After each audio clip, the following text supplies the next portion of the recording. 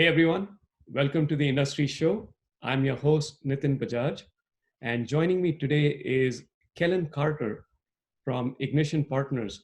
Kellan, welcome on the show. Thank you so much for having me. It's an honor to be here. Our pleasure. So, give us a sense for who Kellan Carter is.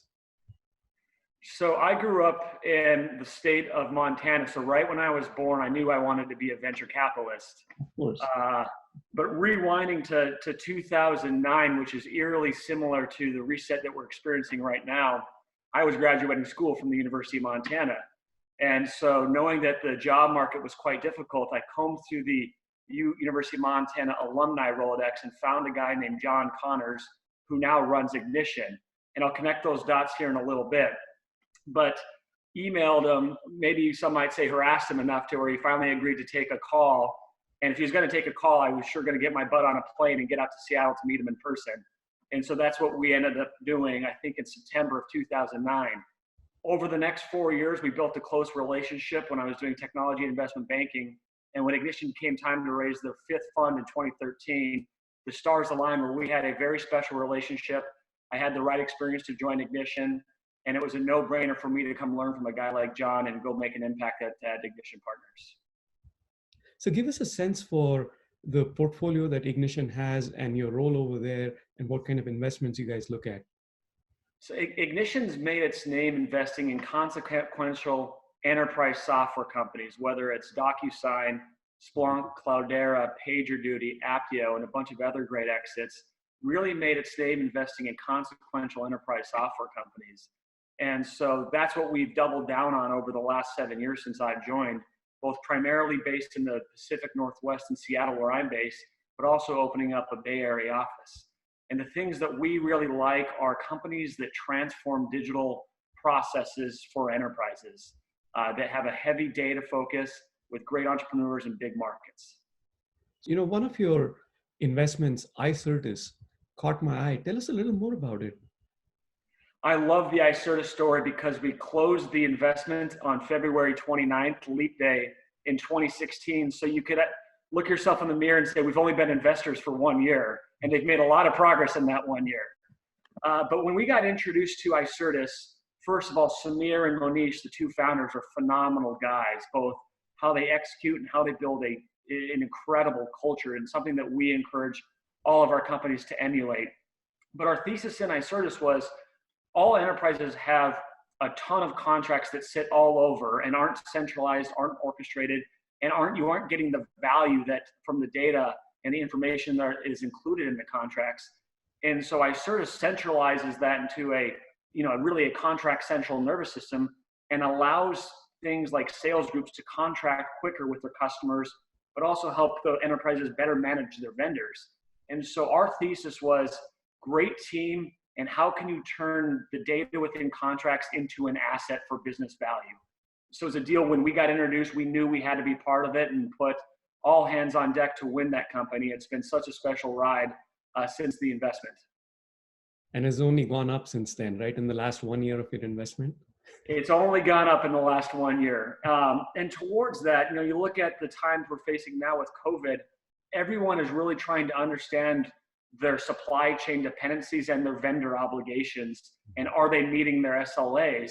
And so it's real clear that contract management, and Icertis in particular, is proving to be a critical piece of technology in 2020. Symend, tell us a little more about that. It's in a very unusual space where you wouldn't think of a lot of startups coming up, but they had a huge round of funding. So tell us a little more. Symend is one that is near and dear, and one of the companies I'm on the board of. But it all got started when we met the CEO, Hanif Joshigani. He was an Iranian immigrant, moved to Canada when he was 14 years old, and his family was looking at building a financial future in Calgary, and just didn't have any data with their credit history at the time, given they had immigrated. He went to University of Chicago on a wrestling scholarship and has been a multi-time entrepreneur. And so when we got introduced to him, he wanted to build something that he felt when he immigrated to Canada when he was 14 years old, that's something that impacted him and his family. And so the North Star of Symend was always how do you help companies engage with their at-risk customers so the at-risk customers can build a financial future and have more financial freedom?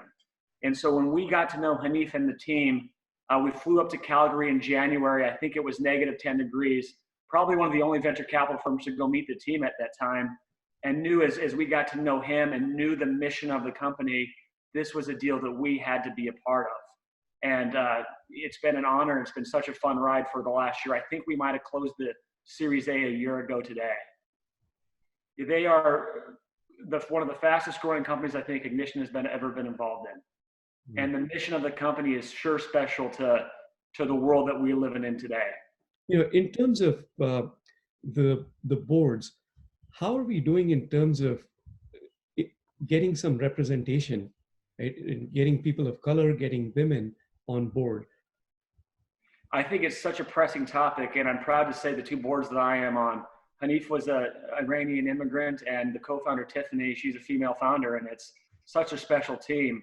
Botkeeper, diverse founding team, including a female founder. And so something that we've been very fortunate to be involved in diverse management teams.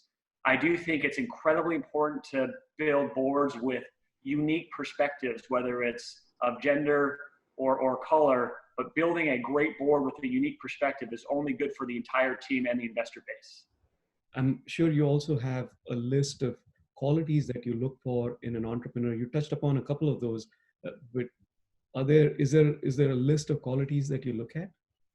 I love that question. And there's three that come to mind that we really index heavily towards. One is, what is the founding story of the team? What did they experience or see or develop scar tissue that they're going to go build something super consequential because of the experience that they have?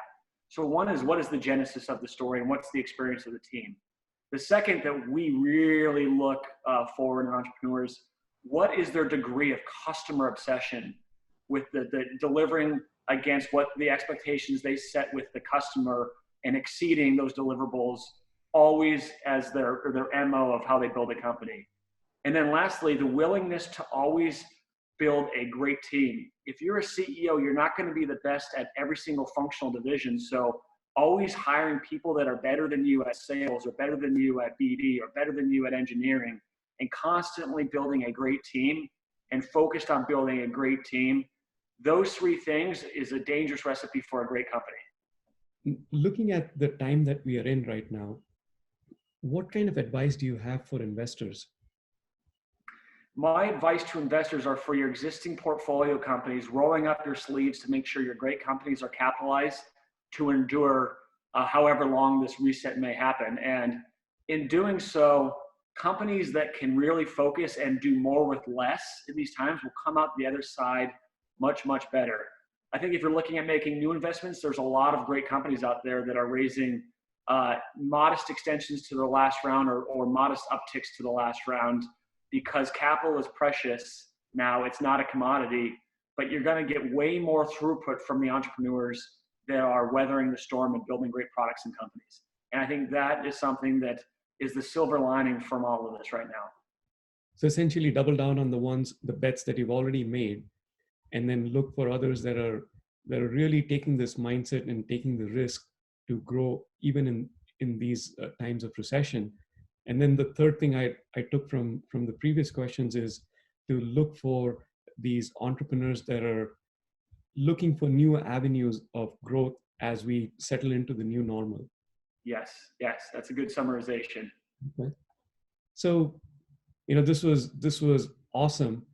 Tell us, how do you unwind? What do you do for fun? Even though our options are restricted right now, but what do you do to keep fresh? Well, my previous, before I was getting on planes was taboo, was traveling and seeing the world, because growing up in Montana, we didn't have that luxury as much. So it's been traveling with friends and seeing the world. But lately I've been spending a lot of time outdoors and have built up a total new appreciation for what it means, what fresh air and getting outside and being active is. And so that's what I've been doing a lot to unwind in these times.